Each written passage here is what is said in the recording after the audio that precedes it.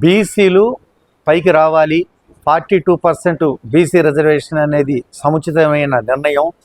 ఆ కోటాలో మన నవీన్ యాదవ్ గారికి సీట్ రావటం మా అందరికి కూడా ఆనందదాయకం.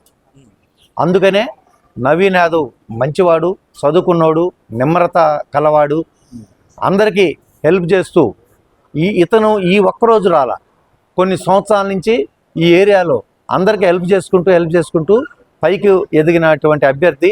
ఇతనికి మేమందరం కూడా సంపూర్ణ మద్దతు తెలియజేస్తున్నాం. ఎంత మాటల యుద్ధం జరిగినా గెలిచేది నవీన్ యాదవ్, అంతవరకే మేము చూస్తాం. కేటీఆర్ గారు నోటిదోల, ఆ నోటిదోల మా సామాజిక వర్గం మొత్తం అర్థం చేసుకుంది.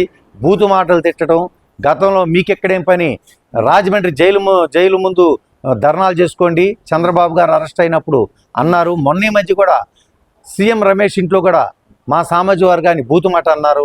అప్పుడు కూడా నేను ఇదే విధంగా ఖండించాను. మీరు అంటే అన్నామని చెప్పండి, లేకుంటే లేదని చెప్పండి అని అన్నా కూడా ఇంతవరకు స్పందన లేదు.